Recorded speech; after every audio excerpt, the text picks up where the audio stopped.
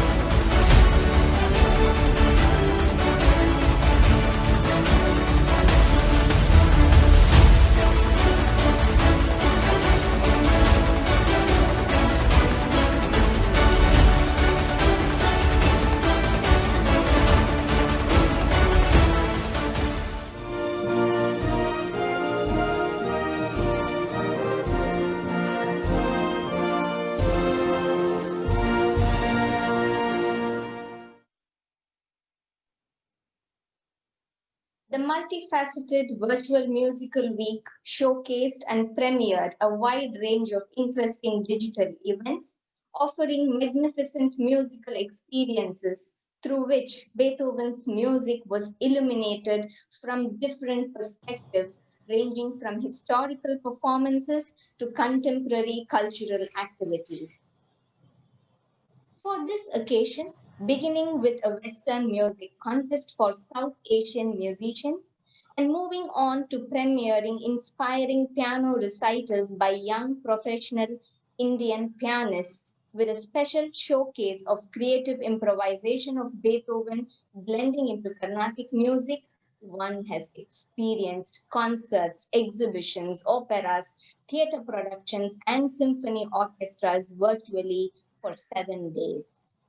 We now have come to the culminating point, and at this juncture, may I call upon Dr. Katharina Georgen, Director, Goethe-Institut Mueller Bhavan Chennai, to welcome all our guests who have joined us online this evening. Frau Georgen. Thank you so much. Good evening, everyone, and welcome to the finale of our 1-week-long celebration of Beethoven. It was in the middle of the first lockdown in Germany. People were just starting to realize that what seemed like a few-week-long disturbance in the beginning might actually be a game changer, changing our lives more profoundly than we had imagined. Or to put it differently, people started to be scared. To make things worse, Social contacts were restricted, and all the places we loved to visit, concert halls, museums, theater halls, were already closed down. It was precisely at this moment that I woke up one morning and checked my messages. 3 different people had sent me a video. It was from the Rotterdam Philharmonic Orchestra. The musicians had recorded in their home office confinement Ode an die Freude, undoubtedly one of Beethoven's most famous pieces. It was one of the first Corona videos that went viral. Surely because if there's anything uplifting in Western classical music, it would be Ode an die Freude. Asking us to join in the cheers, sharing a kiss with the world, in which humans have become brothers and sisters, was exactly this positive spirit we needed in the moment when our own future seemed unstable. After the 3 minutes and 60 seconds of the video, I not only felt that things are going to be okay, I was even considering that things might be better in the end than they were before.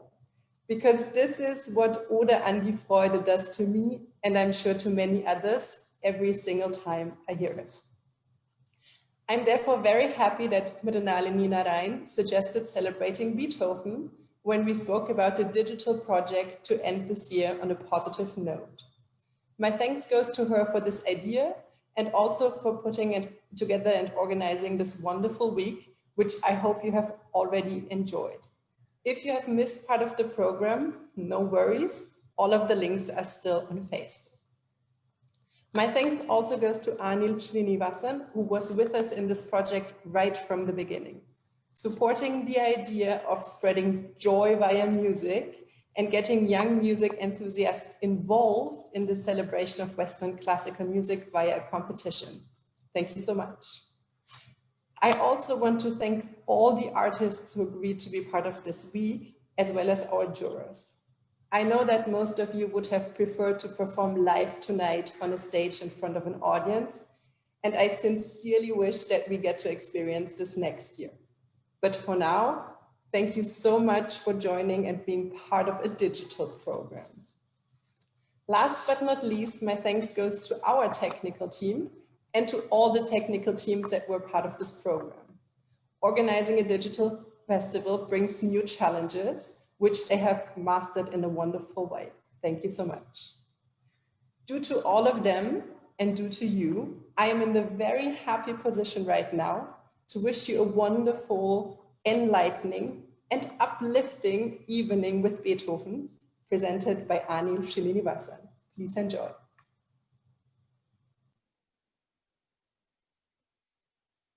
Dankeschön, Frau Georgen. The grand finale to this virtual musical week is This Evening with Beethoven, a musical, historical, and emotional walkthrough.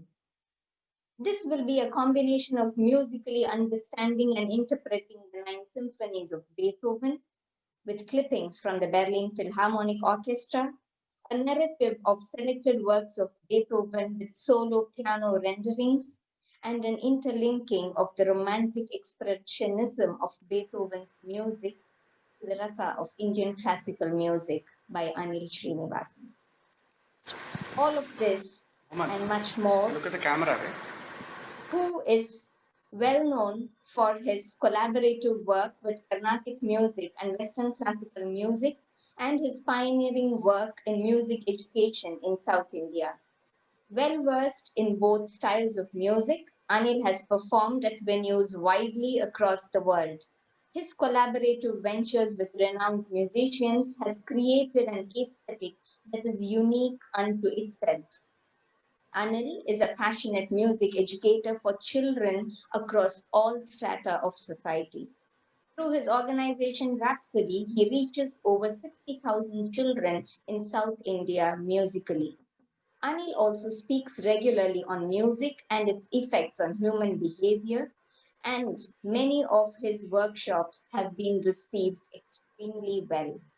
I'm sure all of you are eagerly awaiting and curious of what we are going to experience this evening with Beethoven's music and Anil as the narrator and musician. Over to you, Anil. Good evening and welcome to this wonderful celebration of the life and work of Ludwig van Beethoven.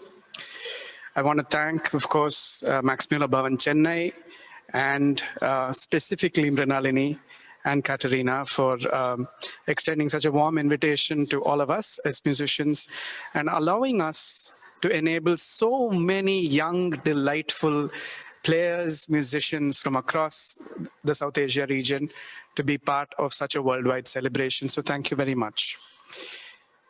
Today, 17th December 2020, is exactly 250 years since not the birth, but the baptism of Ludwig van Beethoven. But if we go by historical records, we know that in the year 1770, baptisms were usually done pretty much on the day somebody was born or pretty much the next day. So 250 years. And when we start talking about a composer like this, of course, he's so much a part of everyday parlance. What makes a composer so popular even 250 years after he is born? What truly is the impact of a musician? All I have to do is just play this for you to know that.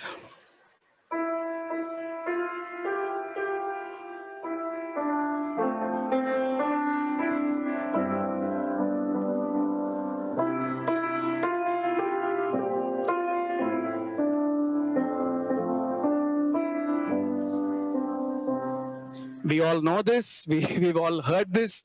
If you're in India, you even hear this in car reversing alarms. And it's Ode to Joy, I mean, and it's sung in joyful, joyful chorus, and it's sung all over the world in different interpretations. You're going to be hearing some interpretations today. Is that the only impact? Is some great work that the musician has produced? No. I think the impact of a composer goes well beyond that. And in writing about this, in working with this dialogue, here are 5 things I picked up on which measures the impact of this particular composer. The first is celebrating music as the triumph, music as the celebration, and this is why I started with Ode to Joy. Music as the celebration. In being able to engender what is called Sinnenwelt in German, I hope I got that right, but this out-of-the-world sense, this out-of-the-world extraordinary vision of something higher than ourselves. And despite extenuating circumstances, to use music to celebrate itself is the first lesson from the life of this composer.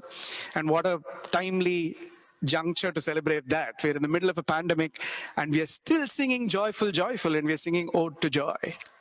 And we're saying music will triumph. In the ability for a musician or an artist to be able to speak truth to power. And Beethoven shows us examples of that time and time again. When I get closer to talking about Symphony No. 3, I will speak about that. And how he was about the music, and music needs to be beyond the mortal. In fact, when he was disappointed with Napoleon, he says, after all, he is mortal. And this ability for music to be able to tell the truth to power. After all, in music, you cannot lie.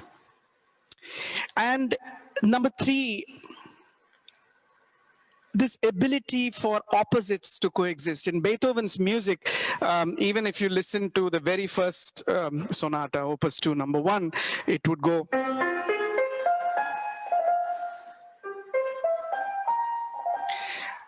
There would be drama followed by something soft. So you have something loud,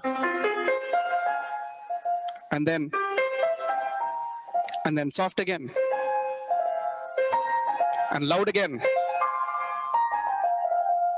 and so on. And this is just a very small, even silly example. Every one of his works is measured by this play between light and shadow. We have an extremely dramatic, loud phrase, almost ending in a whisper. Or you'd have something starting in a whisper but ending in something loud. This idea of contrast. The fact that his life was going through so much drama in real life his fights, his struggles, his ability to, or sometimes inability to overcome his deafness, his own disgust with so many things in life, and yet the music, the delicacy, the beauty of the music that was coming despite this. All of this is a study in contrast. Opposites can coexist.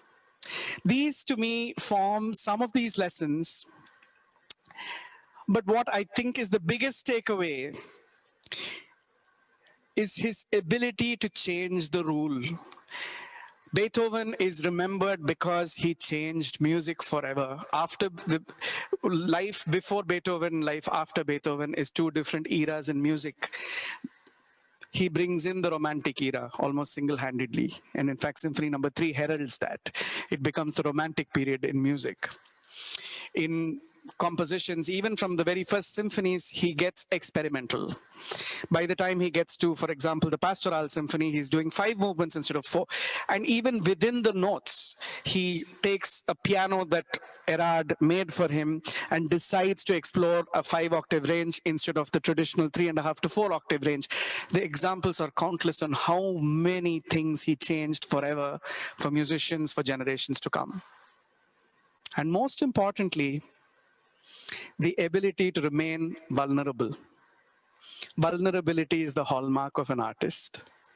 The ability to feel, to be truthful, to fight if you're required to fight, to be absolutely and uncompromisingly honest about how you feel, and speak what you feel from the heart and to the heart, as Beethoven would go on to write in his Immortal Beloved. This, to me, is the impact of this great composer. We start with extracts played by the Berlin Philharmonic, and you're going to get symphonic sketches. Unfortunately, the whole recordings would not be possible in the scope of an evening, but we start with symphonies number 1 and 3. Symphony number 1 is sort of a doff of the hat to Haydn and Mozart, both very important influences in Beethoven's early life. There is record that Beethoven met with Mozart in the year 1787, so Beethoven was probably 17, and he wanted to study under Mozart, but unfortunately, before that could happen, his mother took ill and he had to go back to Bonn. But Mozart was very impressed with what would have been a very dedicated and brilliant pupil. Later on, when Haydn made a visit to Bonn, heard Beethoven, and Beethoven became a student of Haydn. And you would find in the first symphony a doff in the hat to the very classical symmetry and beauty of both these composers. Despite which, these 4 movements in the first symphony also have a lot of free-flowing expression, especially in the last movement, which is quite experimental and quite exciting. There's a lot of energy, there's a lot of fury, and as always with Beethoven, a lot of drama between the 4 movements. The third symphony has a very interesting history. Again, crash, crash, bang, bang. Extremely exciting 4 movements. The very famous theme of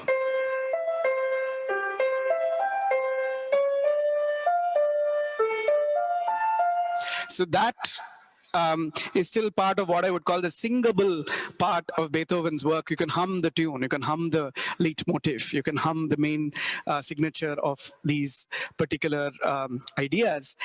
But Symphony number 3 was originally composed by Beethoven as a dedication to Napoleon Bonaparte, whom he thought was sort of this liberator and true democrat, and he was this symbol and icon of the end of the French Revolution, until Napoleon started declaring himself emperor of the French and went on to occupy Austria and went on to occupy Vienna. And apparently Beethoven is told to exclaim, he's a mortal after all, and all he wants to do is be a tyrant like any other man, and all he wants to care about is power. This is just a different form of aggression, different form of oppression. And despite the fact that it was dedicated to Napoleon, he, in a rage, tore up that dedication, and later on the publishers ended up calling it Eroica, or the Heroic Symphony. And you can see why when you listen to the Snatch, because it has got a lot of fury in it, and you can almost imagine the bombs being dropped, the cannonballs being dropped in Vienna in 1804 as the French storm into Vienna. So here you are with Symphony number 1 and 3. Enjoy.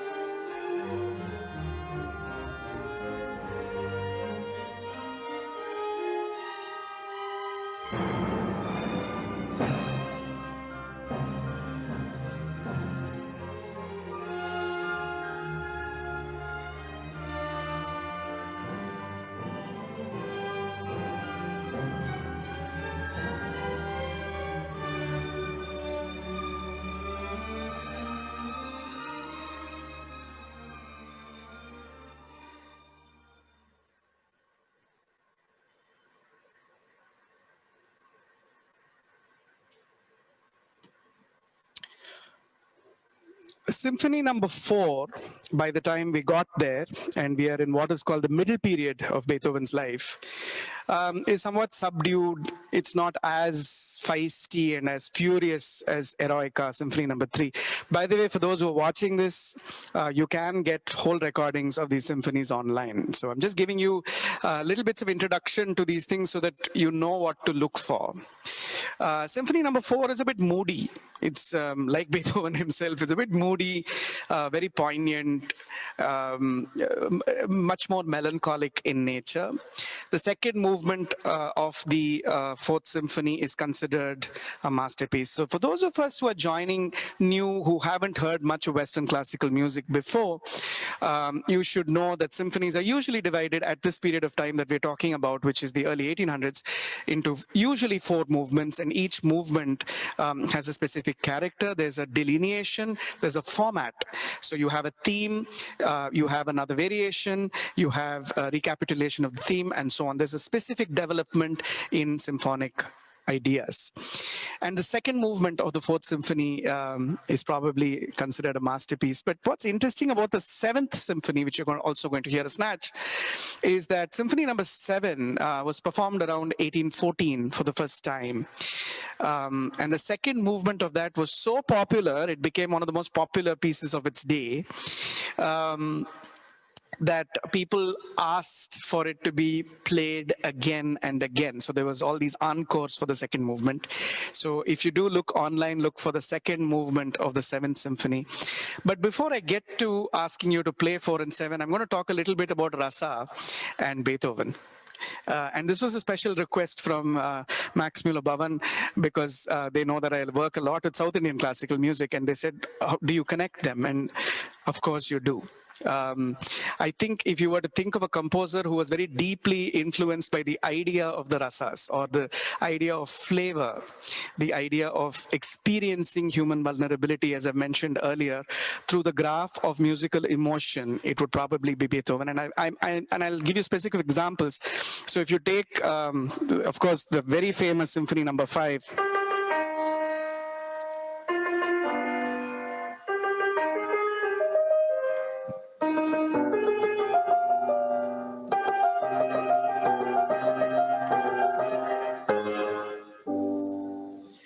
you will find Veera or Veeram in it. If you listen to some of the beautiful, soft passages in even some of the piano pieces or the symphonies, you will hear, when you hear pieces like this,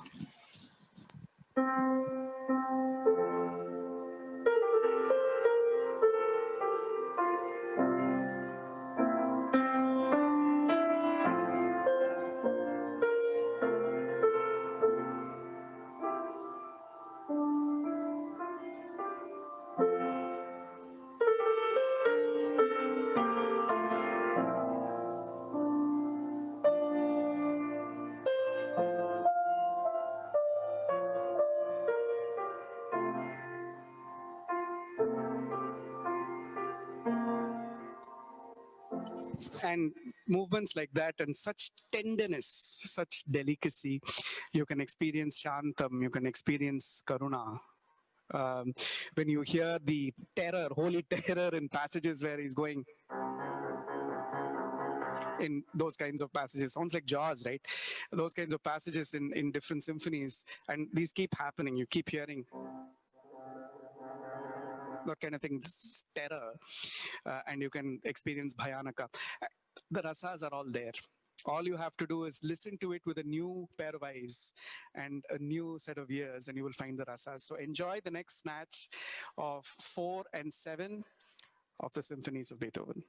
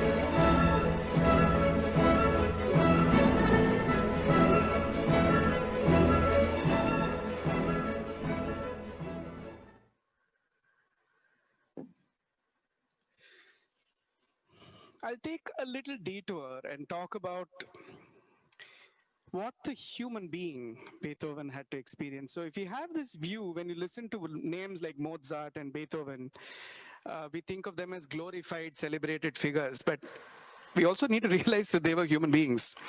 And human beings come with their problems. And Beethoven's life had enough drama of its own. Aside from the fact that he had to suffer his deafness from the early 1800s, and he started growing deaf. There is enough public opinion on whether that deafness was caused because of Paget's disease, or it was caused because of tinnitus in the ear, or it was caused because of alcoholism. The point is that he suffered. There was also a very, very troubled period during that discovery of his deafness. I mean, what could be worse for a musician than to discover that he cannot hear his own music? And there are studies on how he would saw off the legs of a piano, put it on the ground, and listen to the vibrations to be able to compose something that soft. I mean, there are passages in the Moonlight Sonata, for example, where it's going pianissimo, it's going very soft, where he goes...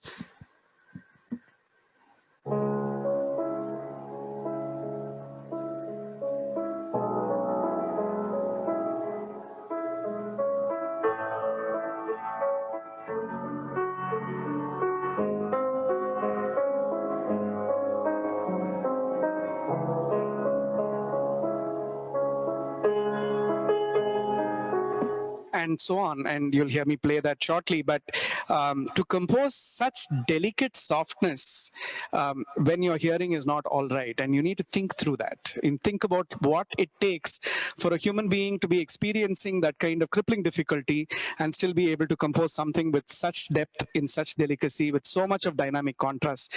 If you can characterize Beethoven's music, it is about the contrast. It's about the opposites. One bar of very, very, very hard, very loud, one bar of very soft. A progression of very loud notes dissolving into nothingness. This idea of contrast. How did he manage to do that? His own personal life, when he was fighting for the custody of his nephew, whom he was very fond of, his brother's son, is going on in one part of his life. And at the same time, he's composing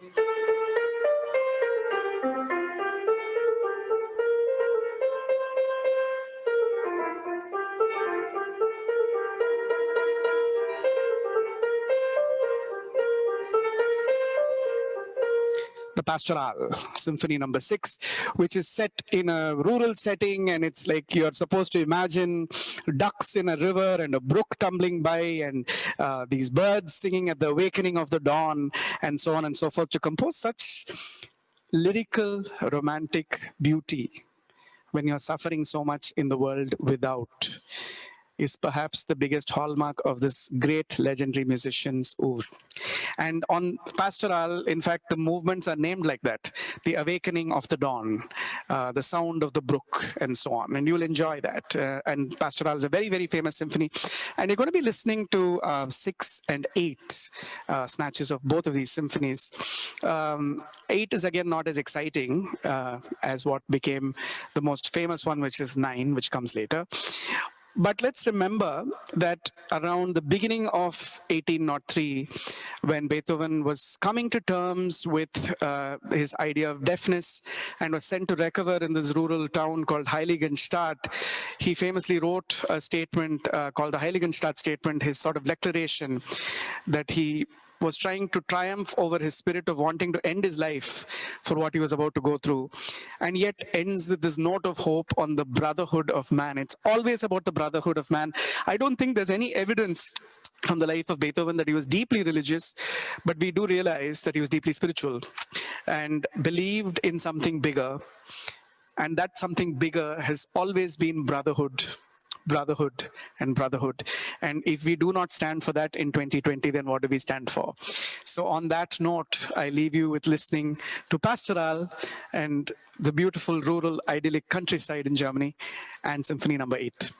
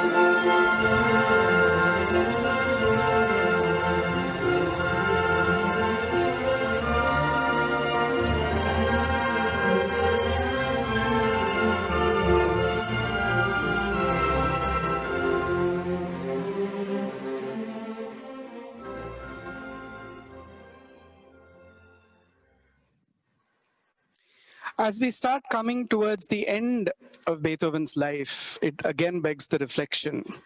What is the impact of a composer's work? Is it that he was able to overcome his crippling deafness and still be able to produce works of such glory? Is it this establishment, as I said right at the beginning, that music is the triumph? And as Virgil Thompson puts it, whatever other deceptions life may have in store for you, music in itself will never let you down. How true. Is it this ability that you're experiencing so much of betrayal, so much of mistrust with the people that you know, and yet you talk about brotherhood? Is it that you still see the ability for opposing factions to somehow come together? How relevant for today? And in producing bars and bars of opposing, contrasting ideas placed one next to the other, juxtaposing one contrasting idea with another, contrasting one fugal idea with the next fugal idea.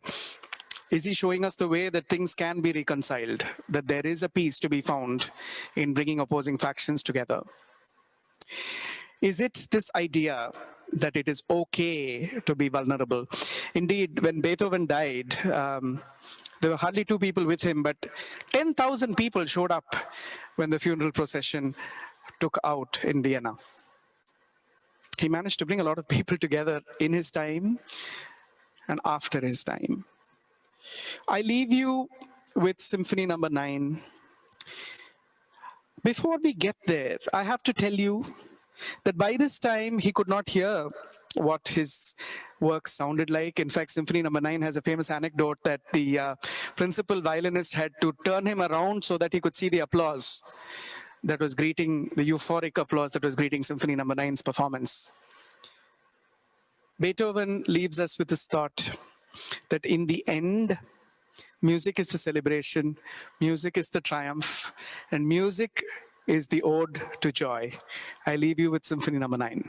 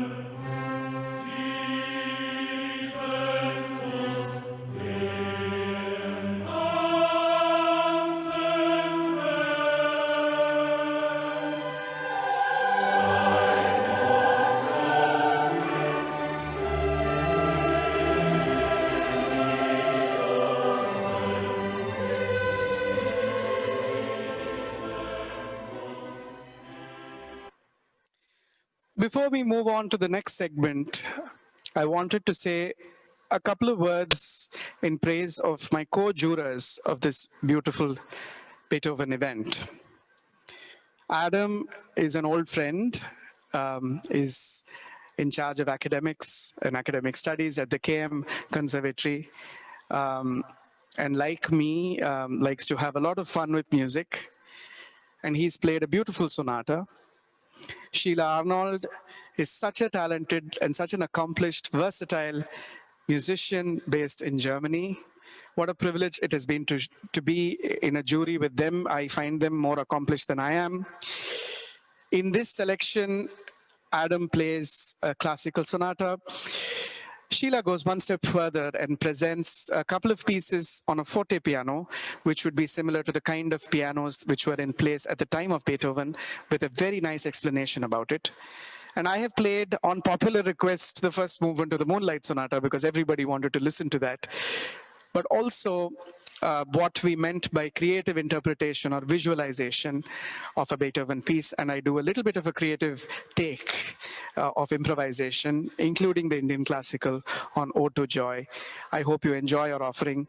We have enjoyed evaluating the hundreds of entries that came in across the South Asia region for the Beethoven competition. Thank you.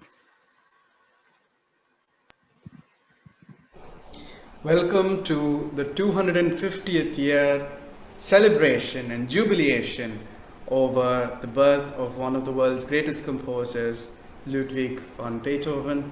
And this is being presented by Goethe-Institut Chennai.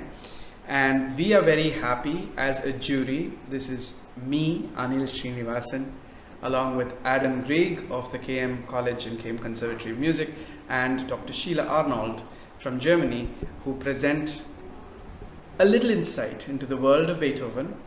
We are also very proud to have been the grand jury selecting some of the best amateur and professional talent in India to celebrate this great composer.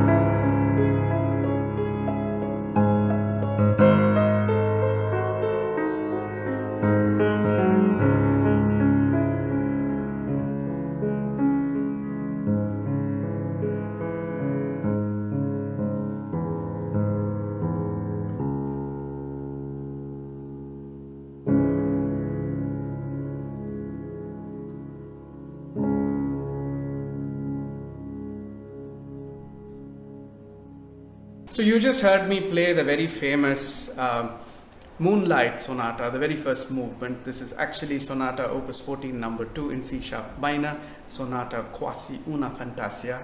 It's better known as Moonlight because the writer referred to the rolling triplets as ripples in the moonlight of Lake Lucerne. I move on to discussing the drama, the contrasts, and the idea of theatricality in the notes that Beethoven presents on the piano. So if you really look at the fact that the very first sonata, the first movement, which I just present a small extract, this is the F minor first sonata, just the notes announce something so dramatic and theatrical. Just listen to this.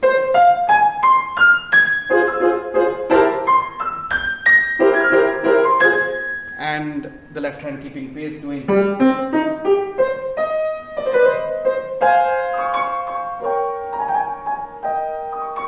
It's like something grand is about to unfold, and it does in subsequent movements. The amount of contrast from bar to bar, you have one bar which is going super loud, and it suddenly dissolves into a soft finish. As much as the drama in the first movement, the same sonata's second movement is so tender. It's like someone playing just for your heart, sitting right next to you in this most intimate, most sweet, and most tender way. Listen to the very, very beautiful second movement, just again a little snatch. And I strongly encourage you to go and listen to the whole sonata.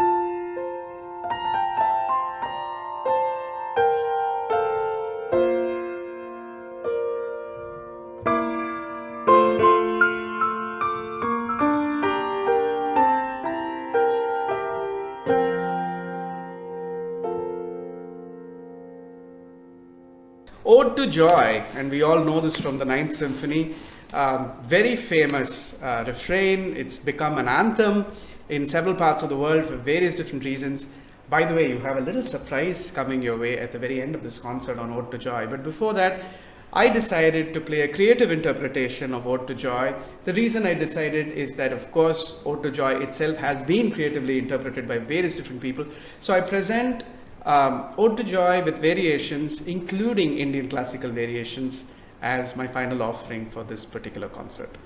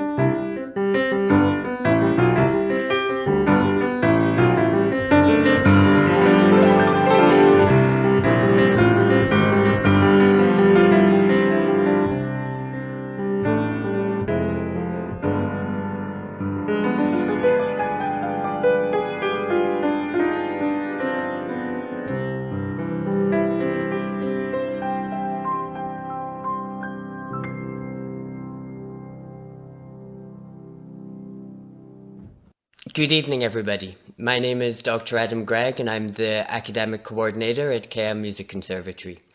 It's been an absolute privilege and honor to be involved with Goethe-Institut during these special celebrations for Beethoven's 250th birth year. It's been even more of a treat to go through all of the entries and listen to all the performances of Beethoven's music by young students and professionals and amateurs alike, really just getting in and sharing their performances.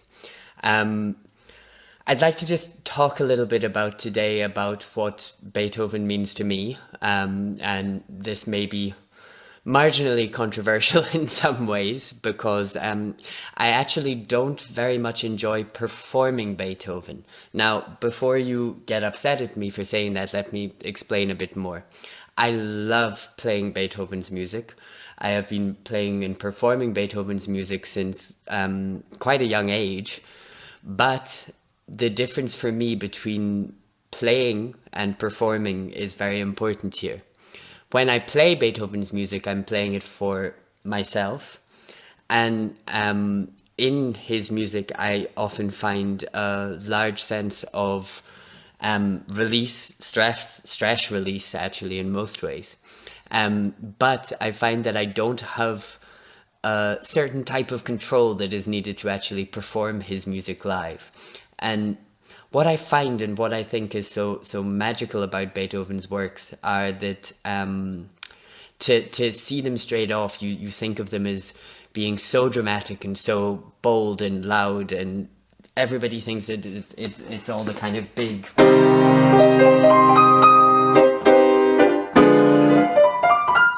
this very bold stuff. But when you hear masters performing Beethoven's music, and even when you look at the scores in depth, you'll find that more often than not, it tends to be quiet with small and very calculated sections of surge.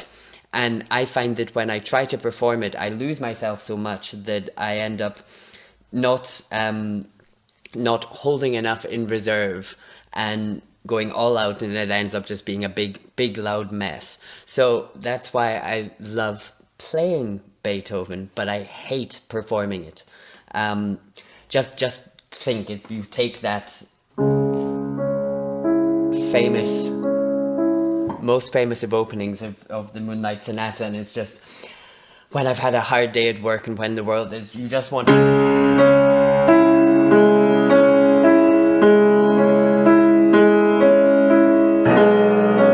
It's so satisfying to play yourself, but an audience doesn't want to hear that. So even in the work which I'm going to play for you today, which is the rondo from the E major sonata, it's got this wonderful surge in the middle. And I remember when I was learning this piece, and my piano teacher would make me practice this in hundreds and hundreds of ways for hours and hours, and all I wanted to do was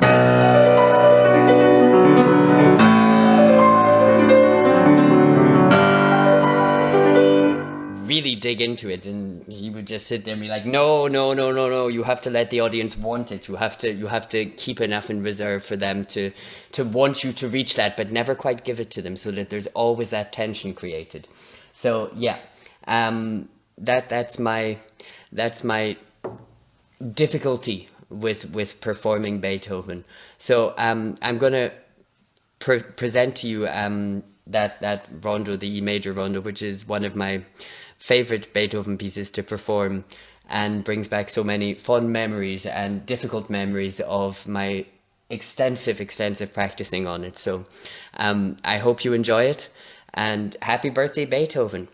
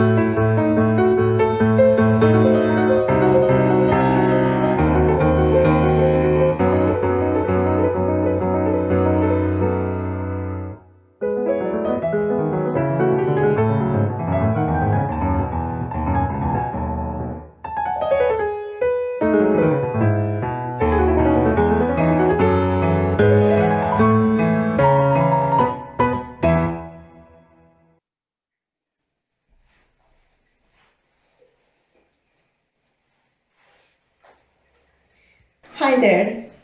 Yes, I'm Sheila, born in Trichy, living in Cologne, or rather close to Cologne, actually in a place just 15 minutes away from the place where Beethoven was born, trying to make you a bit jealous. By the way, I play the piano, as you might imagine, give concerts, and I teach at the College of Music and Dance in Cologne. But first of all, I'd like to tell you how much Adam and Anil and me, we enjoyed your performances. So exciting and so highly inspired. Thank you so much. And now it's our turn to play for you. And the piece I have chosen for you is something which takes us back into the past, very far, like the last decade of the 18th century, so 1790s. Beethoven had been living in Bonn until the age of about 22, and then had left for Vienna. In Bonn he was close friends with a family called von Breuning, and especially with the kids, of course, the sons, and Eleonore, the girl's later husband. They had all gone to Vienna. They had studied there, medicine and something else as well. And so he stayed in touch with them. Eleonore, the girl of the house, was also close friends with him. And one day she got a gift from her brothers or her husband, we don't know exactly. And that gift was an instrument called Orphica. Orphica, what's that? It's an instrument pretty small. It's like a mix of a guitar and a piano, though rather a forte piano. I'll tell you a bit later what that is. And it has very small keys, hardly possible to play on that. Hardly any instruments left, those models. But once in a museum in Nuremberg I could see that. I took a few pictures, you can see it. There you can see this neck, it's like a guitar neck, and then the keys are very small. You can see the fingers of a pianist on that. The sound was very delicate, very tender, and close to the sound of a glass harmonica. You might know what that is like. When you have a glass with water, and then you turn on the surface, on the edge of the glass with some moist fingertips, you will hear a certain sound, and it's pretty close to the sound also the Orphica makes. I am playing the piece for you on an instrument called a forte piano. A forte piano, this one has 5 octaves, was more or less one of those instruments Beethoven had grown up with. As you might know, from his childhood, the first instruments he played, besides the viola, was a harpsichord, a clavichord, and the organ.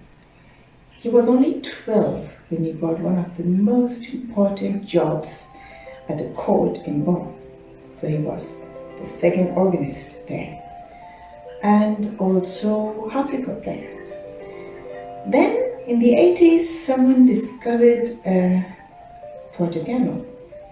It's a wooden construction. It has hammers. All the hammers were covered with leather, and it had dampers, like the modern piano as well. But the strings were straight strung, and we couldn't find any pedal, because instead of a pedal, there were knee levers. So you have to lift the dampers with the help of your knees, lifting up and down and up and down. And to change the sound a bit more, one could put a layer of felt between the hammers and the strings, so it became very soft and tender. To do that, you need to pull a stop, like a harpsichord. Just to remind you, look, this is the modern piano. Let me show. And after that, you will see the fortepiano. Inside, the mechanic, the action, the knee levers, the moderator stop, and hear it. Pretty interesting, I think, because you get into the mood, into the times, into the way of how Beethoven had his music being played, and other people's music as well, like Carl Philipp Emanuel Bach, or Bach, and many other composers of those days as well. So I wish you lots of fun and enjoy your life with music. Okay, just to remind you, dampers, strings, and here you can see how they cross, right? This one and this one, they go over cross in this place, over there, exactly. You will see that that does not exist on a fortepiano. But what else can we see here? Just a second. So the keys, white and black in this order, and pedals, okay. And what else can we see? Dampers from this side. You can see the hammers.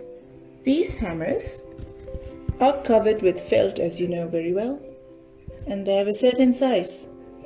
You will see how big they are on the fortepiano.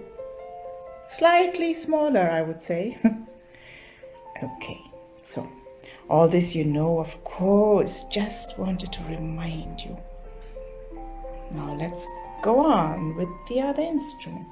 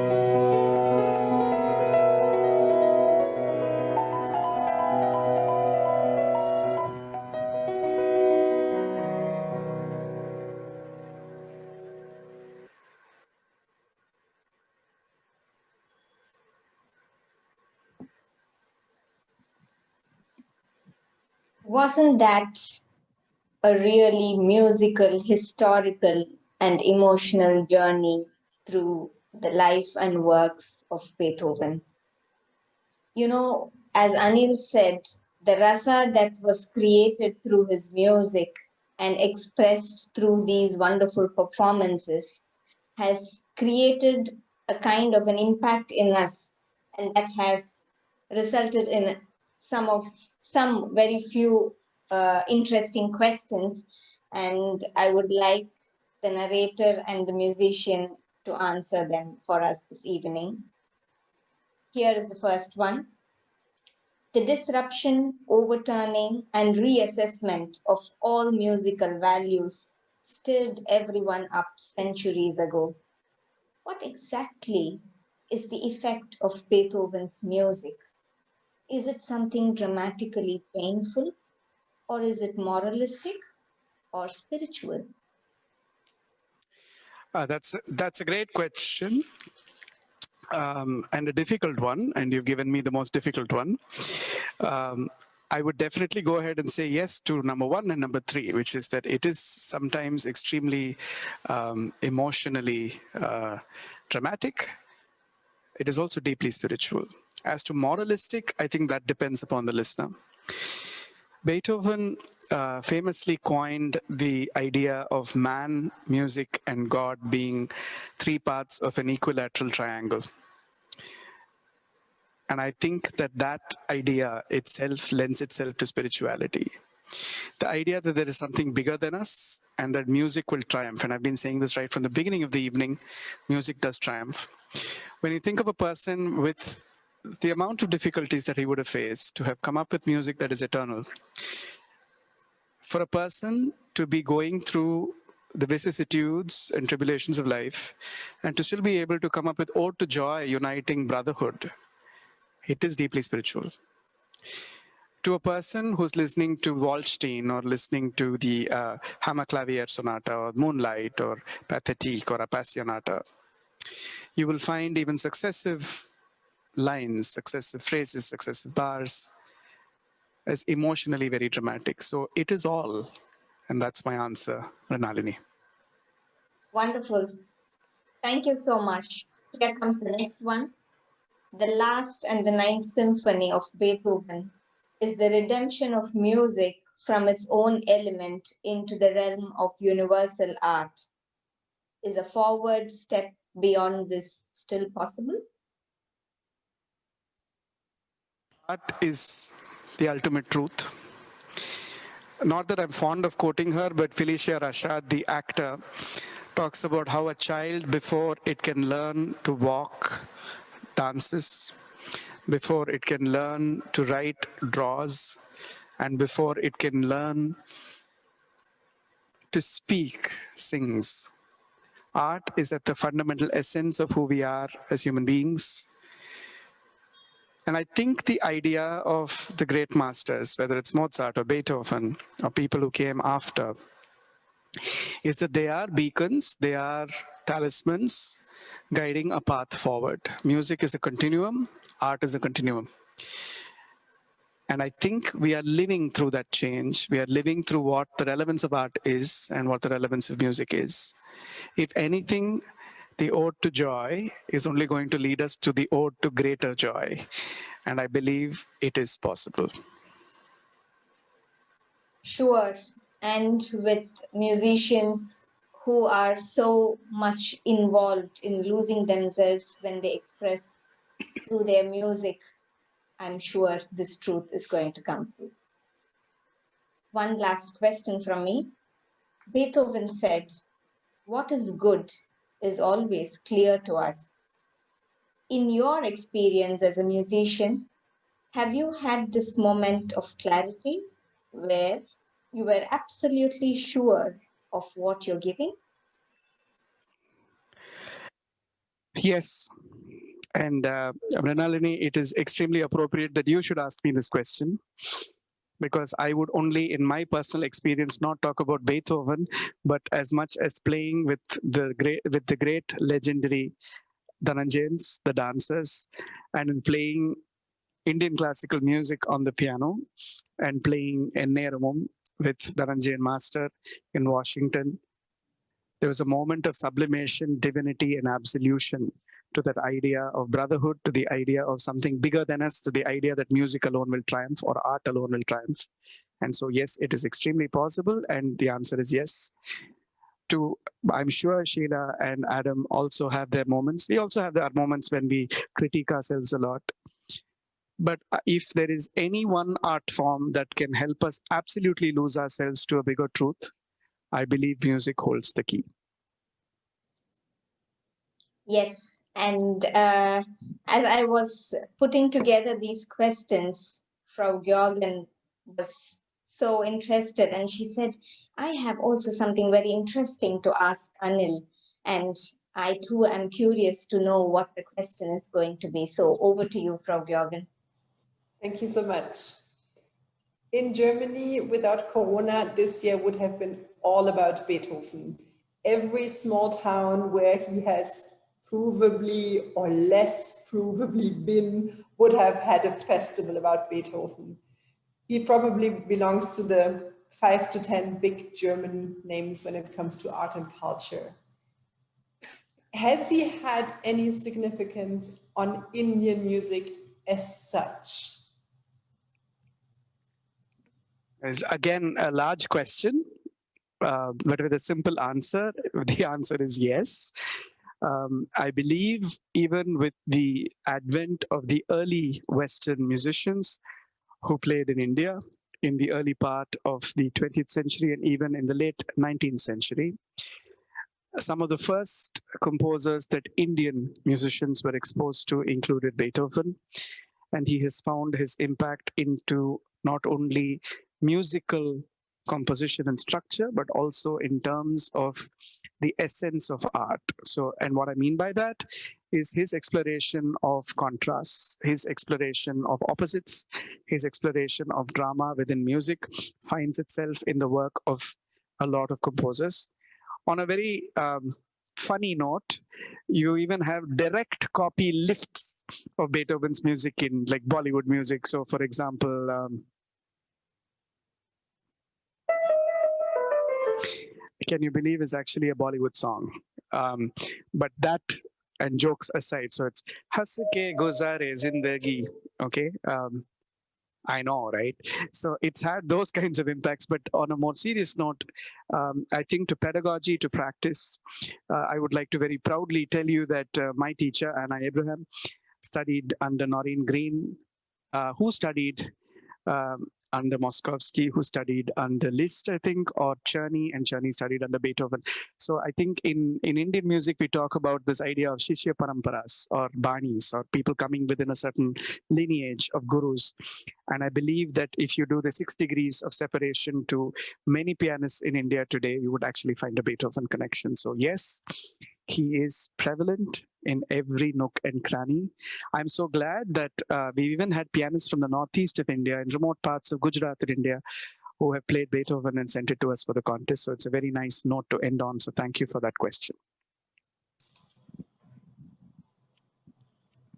Thank you so much. Thank you so much, Anil. And as the audience are still awaiting the results of the contest, which Anil is going to announce, I would like to hold that a little bit in reserve and keep you wanting, as Adam said, as I would like to thank all those who have come together in making this possible.